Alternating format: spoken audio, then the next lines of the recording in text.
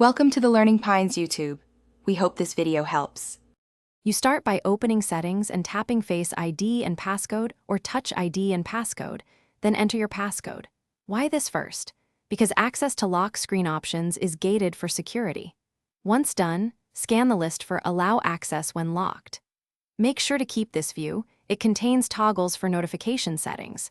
You will now disable items that let notifications expand or reply from the lock screen. This prevents the notification bar from being interactive.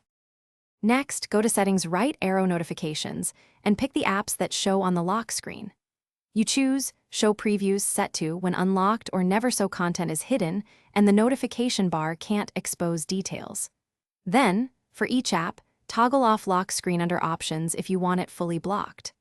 Once configured, notifications still arrive but won't expand or allow quick actions from the lock screen, reducing access and effectively locking the notification bar. Finish by locking your iPhone and sending a test alert to confirm behavior. You should see notifications but not be able to pull down or interact. If the bar remains interactive, reboot the device and recheck Face/Touch ID passcode toggles and each app's lock screen permission.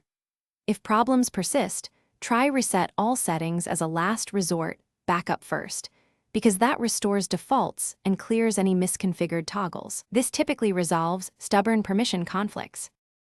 Thanks for watching. Consider subscribing if we helped you.